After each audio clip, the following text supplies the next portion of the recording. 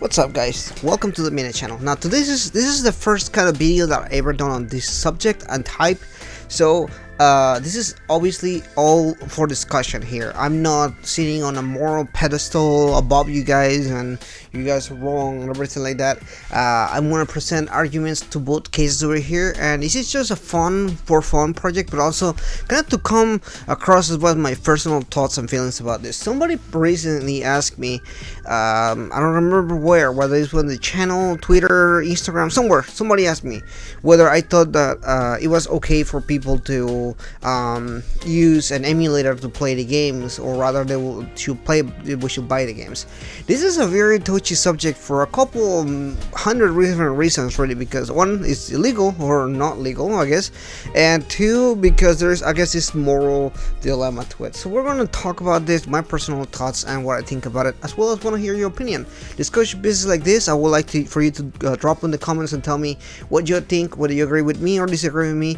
Also, like, subscribe, and that kind of stuff. Anyway, let's go ahead and start with the video. So, emulating is a tale as old as time. As long as a system has been existing, there's already somebody behind them that is emulating their product in some kind of way, mainly in a computer, but there are so many other different ways that you can emulate that. Now, I don't think I need to go over the emulation too much, and I think that pretty much everybody that clicked on the matter of the subject can see to that. Now, my thoughts on emulation. So typically my regular rule of thumb is I will emulate games, and I'm not saying that I've never done it in my life. You know, I guess anybody can to each their own, right?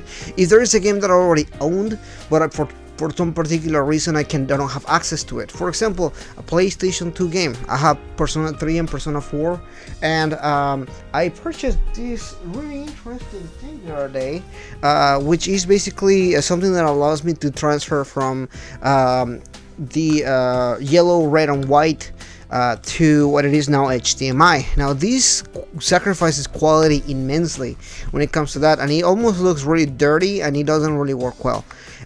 So how does that affect the company in any way?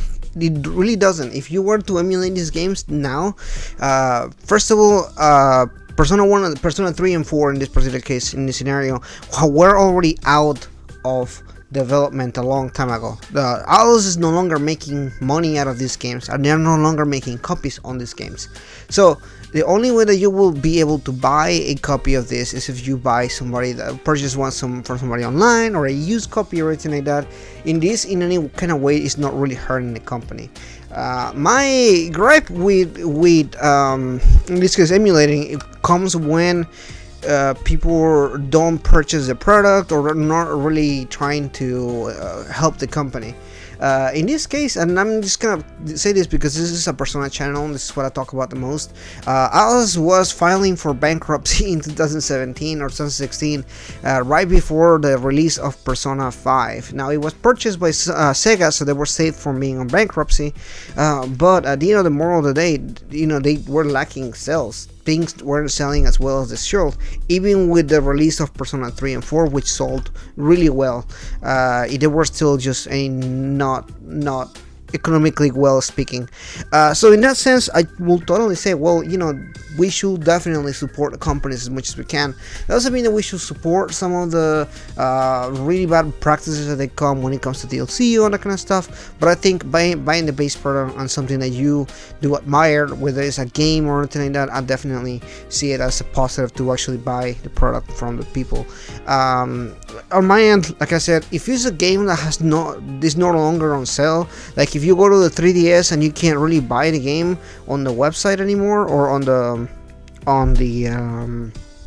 store, and the only copies that you will find are copies that are like $300 and it's a used game, definitely, I mean, who's hurting in that point? This is really not hurting anybody.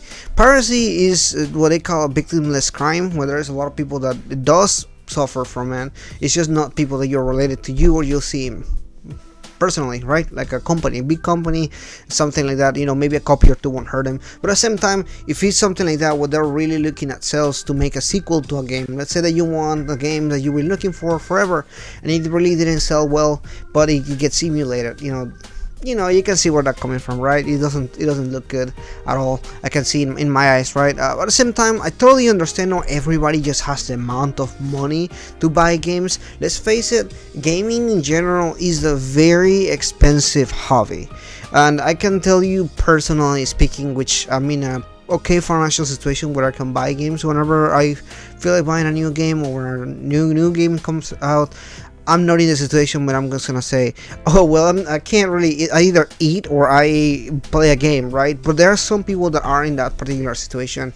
Whether in fact, I have a friend that will only play like 2 or 3 games a year because he doesn't really have the money or time to kind of spend into these games or anything like that. So, in fact, he borrows most of our copies for games. Whenever there's a game that he wants to play and everything, I'm like, oh, hey, you can borrow my copy and give it to me whenever. It doesn't really matter. But on the other hand, he will not buy all the games. He doesn't have the money or the capability to just go and buy games. So I totally get that aspect over here. You know, it's not everybody has the money to buy games.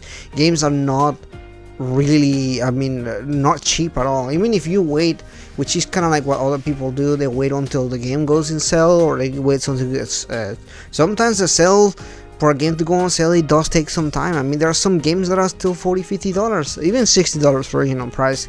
So it's obviously not a viable option for some people just to go and buy it. Get it? There are a point that you can bring is there are some countries where games never come out. For example, Atlas in this case, which is again an example I'm gonna use, but you can use any other game really. They release games in Japan mainly, and sometimes we get lucky and we get some games in the US or in the West. But sometimes we also don't get games. Particular case, for example, one of the biggest games in the Persona franchise is the first part of Persona 2, Eternal Punishment, which we never really got translated in English. We only got a sequel to it, which didn't make sense to play a sequel to a game which it's a really interesting game. So you really, like, in that sense, like how are we even supposed to play now? That was redeemed later on, like decades later, where they released the game on the PSP, but originally in the PlayStation 1 the game never really came out outside of Japan. So there's a lot of cases where this actually happens. There are some cases where countries flat out refuse to release the game in a particular because of many different reasons, whether it's the game is banned for something like religious reasons or political reasons or anything like that, games being censored or anything like that. So there are many different cases that you can actually think of where the game is just doesn't come out for something, and maybe in some kind of sense I do see it as a more justifiable cause to emulate. However, 21st century era of the internet, most games are actually completely region free, where you can actually buy the game and bring it to your region somehow. You know, again, there are some exceptions with that, whether it comes to political reasons or whether you have to pay like an arm and a leg to buy this game. For example, if you buy a Japanese game like one I talked about, you probably spend about $100 to $200 on the game. So it's sometimes the viable reason is maybe more expensive than the actual product maybe worth for your time and money and everything. So anyway, that is pretty much in this video here, because I wanted to discuss this in detail. There's something that always people come and ask about and everything like that. Again, I will only emulate games that I already own, but I don't have the way to use them for something. For example, my biggest thing is for me to record gameplay for certain games, whether it's Shin Megami Tensei 4 or Persona Q2 or any particular games. Again, this is a Persona channel on Shin Megami Tensei, so most of my content from that, as well as ideas that I do. Overall, like, it's a real hassle for me to be able to record gameplays for those things. So what is the easiest option? Emulation. You know, I already own the game. I don't feel bad. I did my best as far as like paying for the game. Originally, I paid it a full price for it, and I feel like I can do whatever I want with my product, the product that I purchased particularly. However, other people see it as immoral, and I see that point as well, as I mentioned before.